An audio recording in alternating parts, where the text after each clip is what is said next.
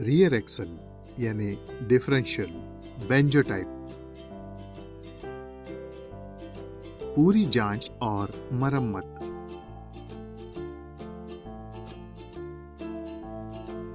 आइए banjo type automotive differential के मुख्य घटक समझ लेते हैं।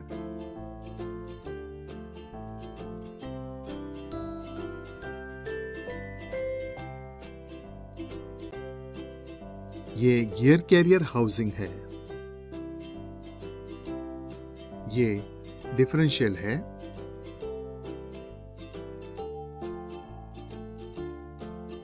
ये साइड गियर्स और बिवेल पिनियंस है,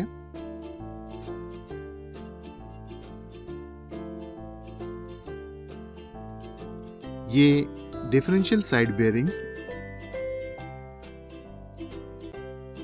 तथा ये बेयरिंग कैप्स है,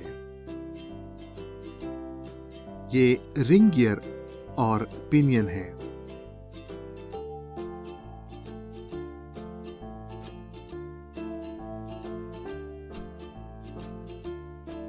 ये भीतरी पिनियन बेयरिंग है, यह पिनियन पोजीशनिंग सिम्स है, ये कोलैप्सिबल स्पेसर है और ये बाहरी पिनियन बेयरिंग है।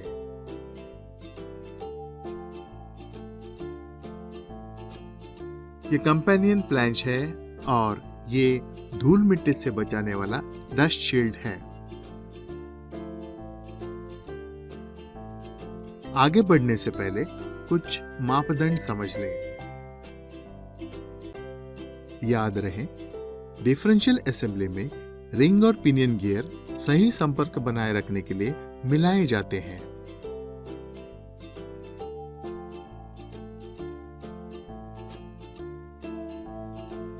डिफरेंशियल असेंबली में बैकलैश क्या होता है? रिंग गियर टिप और पिनियन गियर टिप के बीच के अंतर को बैकलैश कहते हैं।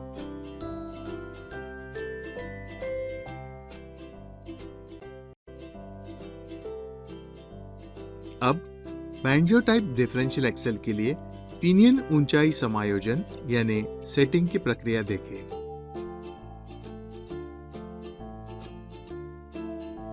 पिनियन ऊंचाई समायोजन के लिए दो परिस्थितियां हैं और दोनों स्थितियों के लिए हमें विभिन्न प्रक्रियाओं का पालन करना होगा। पहली स्थिति, मूल हाउसिंग और नई हाइपर्ड जोड़ी।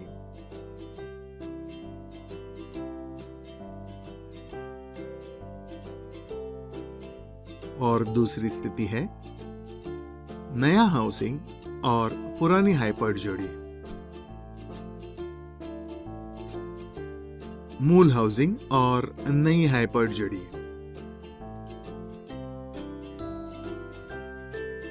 पहली स्थिति अर्थात मूल हाउसिंग और नई हाइपर्ड जोड़ी में हमें मौजूदा शिमपैक की मोटाई यानी थिकनेस लिखकर रखने की आवश्यकता है।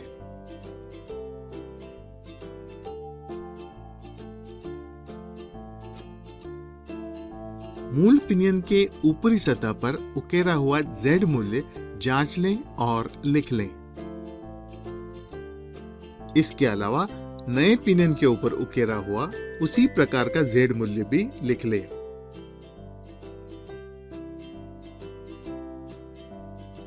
हम जानते हैं कि रिंग और पिनियन गियर मिलान किए गए जोड़ी में ही उपलब्ध होता है। Z मूल्य ये ड्राइव पिनियन गियर के गहराई का फर्क यानी डेप्थ वेरायंस है। Z मूल्य धन संख्या, ऋण संख्या या शून्य होता है जो स्टैंडर्ड गहराई समायोजन 0 से गहराई भिन्नता दर्शाता है। यदि हमें मूल पिनियन पर Z मूल्य +5 मिलता है और हमें जांच करने के बाद वही समान Z मूल्य +5 नए पिनियन पर मिलता है, तो हम तुरंत पिनियन बिना एडजस्टमेंट यानी समायोजन के बदल सकते हैं।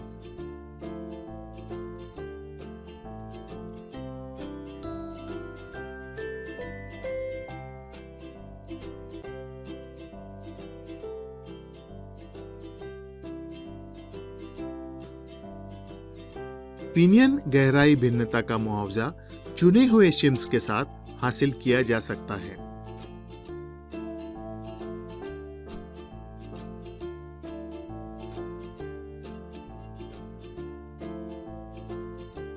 यदि हम दोनों पिनियन के Z मूल्य के बीच अंतर पाते हैं तो इस सूत्र का इस्तेमाल करें।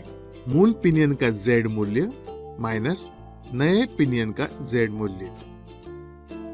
उदाहरण 1, मौजूदा शिम पैक की मोटाई है 1.24 मिलीमीटर्स। मूल पिनियन का Z मूल्य है +2 नए पिनियन का Z मूल्य है +3 यह संख्या 1 इंच के 1000 हिस्से को दर्शाता है। अब हम सूत्र की मदद से शिम पैक के आकार की गणना कर सकते हैं। मूल पिनियन का Z मूल्य माइनस नए पिनियन का Z मूल्य।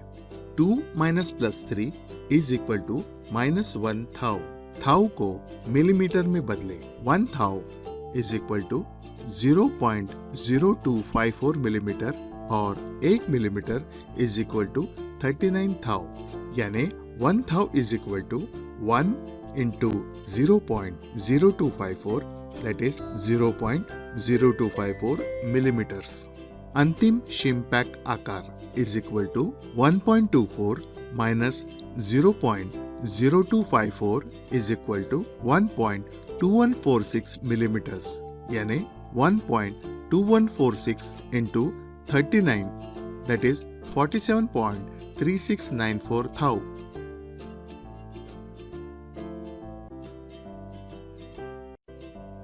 यह पिनियन ऊंचाई समायोजन चार्ट है। मूल पिनियन पे उकेरा हुआ Z मूल्य बाईं तरफ उपलब्ध है। नए पिनियन पे उकेरा हुआ Z मूल्य ऊपर की तरफ उपलब्ध है और यह मूल शिम पैक में समायोजित करने के लिए शिम के आकार है। पिनियन बाहरी बेरिंग प्रीलोड यानी पूर्वाभार। पिनियन बेरिंग पूर्वाभार बनाए रखने के लिए सिमटने वाले यानी कोलैप्सिबल स्पेसर का उपयोग किया जाता है। पिनियन बेरिंग पूर्वाभार पिनियन चक्रीय बल यानी रोटेशनल टॉर्क के रूप में नापा जाता है। भिन्न वाहन प्रकार के लिए PTTR का विशेष विवरण इस प्रकार है।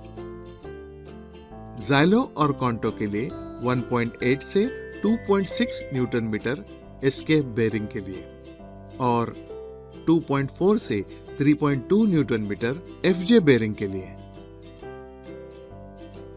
TUV 300 और नियोस्पोर्ट के लिए 1.9 से 3 न्यूटन मीटर टिमकेन बेरिंग के लिए।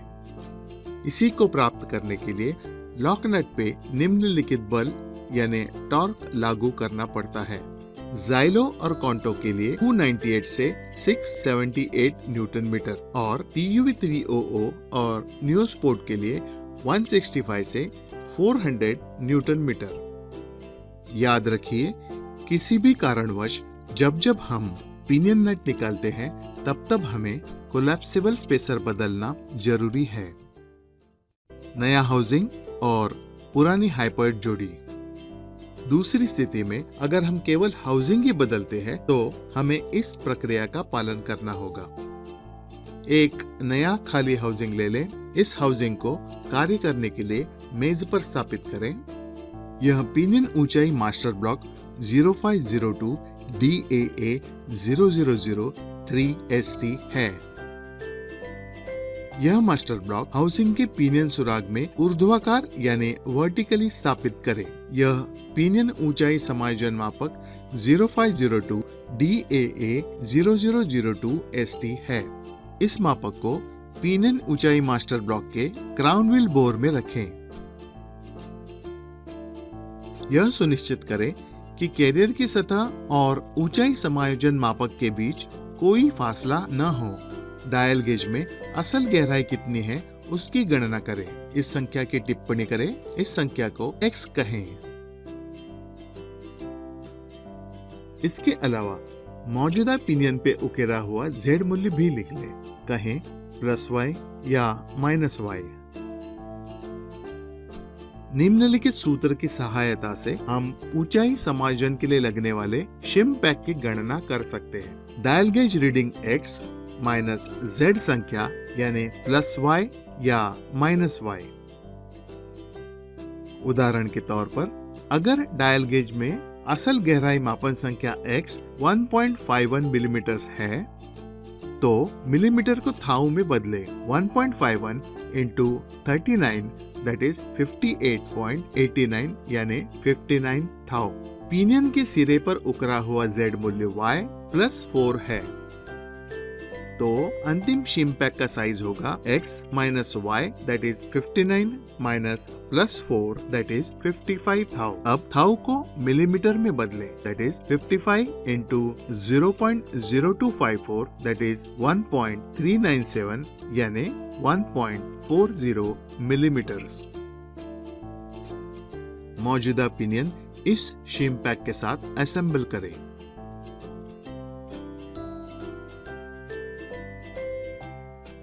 पिनियन बाहरी बेरिंग प्रीलोड यानी पूर्वाभार। पिनियन बेरिंग पूर्वाभार बनाए रखने के लिए सिमटने वाले यानी कोलैप्सिबल स्पेसर का उपयोग किया जाता है। पिनियन बेरिंग पूर्वाभार पिनियन चक्रीय बल यानी रोटेशनल टॉर्क के रूप में नापा जाता है। भिन्न वाहन प्रकार के लिए पीटीटीआर का विशेष विवरण इस प्रकार है। ज़ाइलो और कॉन्टो के लिए 1.8 से 2.6 न्यूटन मीटर एस्केप बेरिंग के लिए और 2.4 से 3.2 न्यूटन मीटर एफजे बेरिंग के लिए। TUV 300 और नियोस्पोर्ट के लिए 1.9 से 3 न्यूटन मीटर टिमकेन बेरिंग के लिए। इसी को प्राप्त करने के लिए लॉक नट पे निम्नलिखित बल यानी टॉर्क लागू करना पड़ता है। ज़ाइलो और कॉन्टो के लिए 298 से 678 न्यूटन मीटर और TUV 300 और नियोस्पोर्ट के लिए 165 से 400 न्यूटन मीटर। याद रखिए, किसी भी कारणवश जब हम पिनियन नट निकालते हैं तब हमें कोलैप्सिबल स्पेसर बदलना जरूरी है।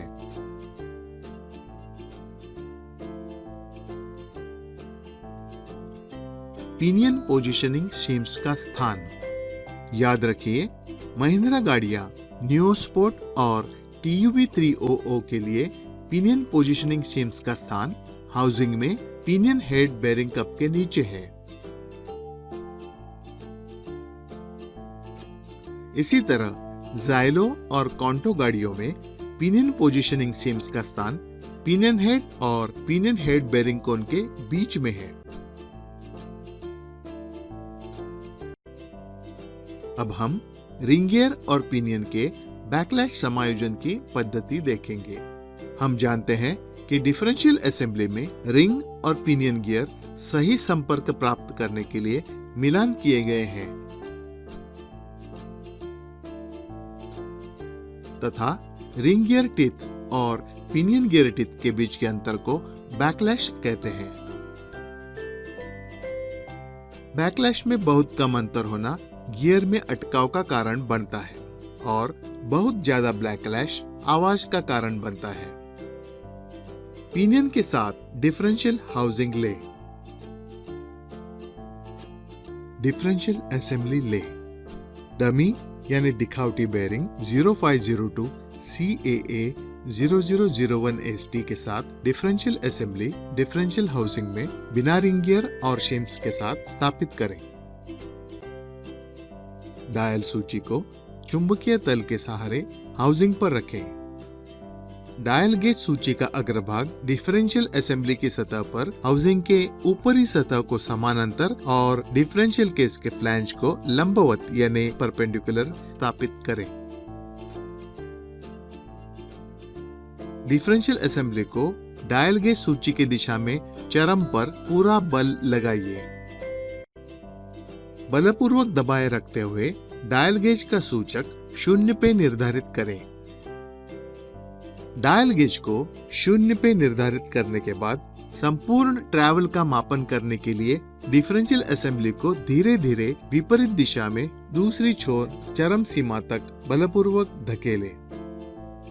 यह क्रिया तब तक दोहराएं जब तक हमें संपूर्ण ट्रेवल का समान मापन न मिले। रिंग गियर के बिना संपूर्ण ट्रेवल के इस मापन को हम कहेंगे A।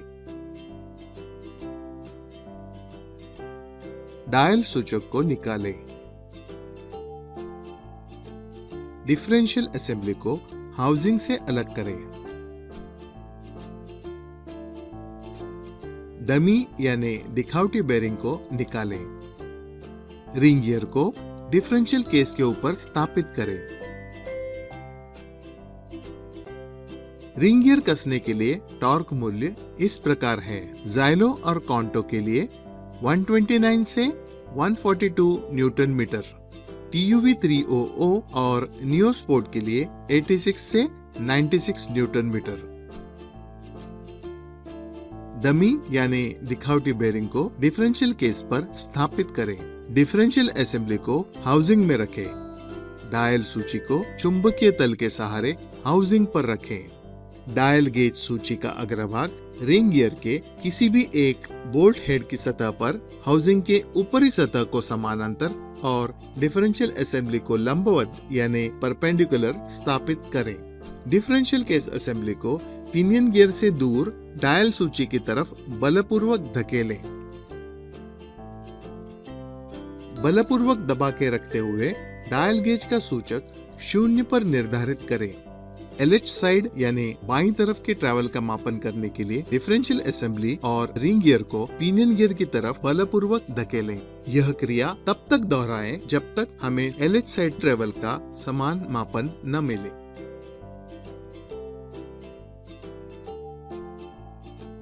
LH साइड यानी रिंग गियर के साथ बाईं तरफ के इस मापन को हम कहेंगे B।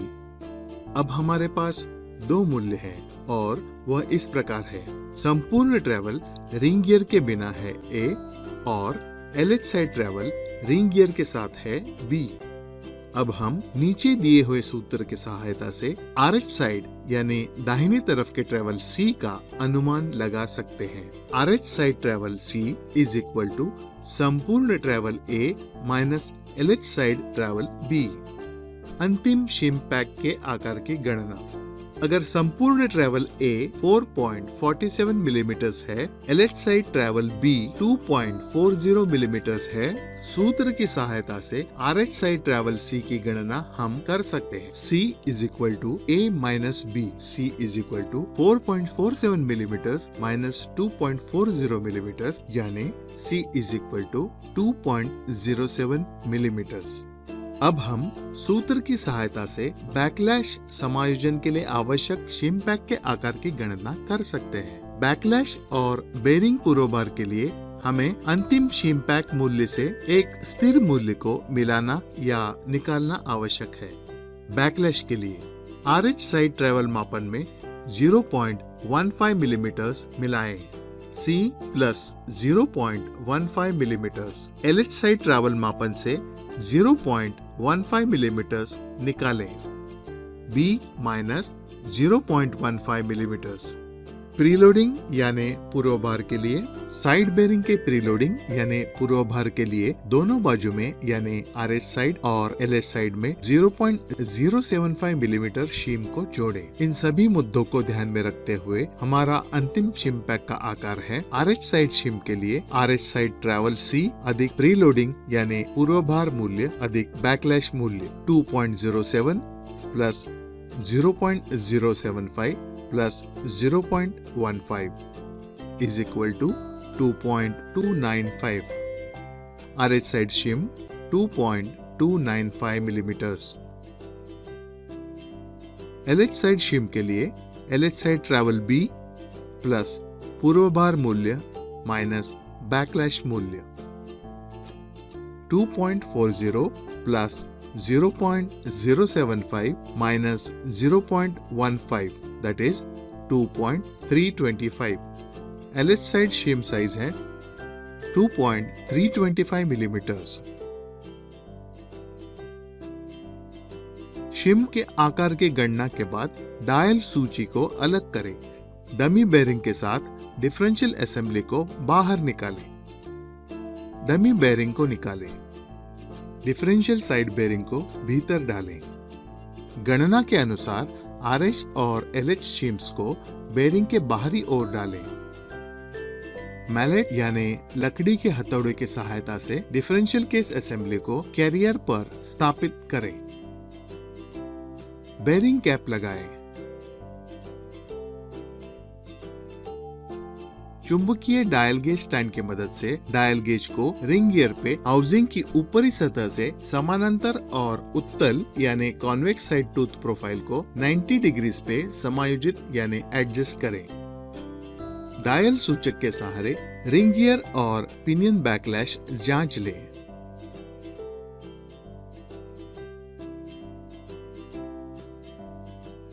बैकलैश मूल्य की सीमा याद रखें। ज़ाइलो और कॉन्टो के लिए 0.12 से 0.20 मिलीमीटर, TUV 300 और नियोस्पोर्ट के लिए 0.08 से 0.15 मिलीमीटर। अगर यह हमारे दर्शाए गए सीमा के भीतर है तो यह असेंबली सही है और उपयोग के लिए तैयार है। अधिक बैकलैश रिंग गियर को पिनियन के समीप लाने से ठीक किया जा सकता है। कम बैकलैश रिंग गियर को पिनियन से दूर हटाने से ठीक किया जा सकता है। यह सुधार शिम्स को डिफरेंशियल केस के एक साइड से दूसरे साइड बदलकर किया जा सकता है। बैकलैश समायोजन शिम्स स्थान महिंद्रा गाड़ियां ज़ाइलो, कॉन्टो, नियोस्पोर्ट और TUV 300 के लिए बैकलैश समायोजन शिम्स का स्थान गियर कैरियर हाउसिंग में डिफरेंशियल बेरिंग कप के नीचे है।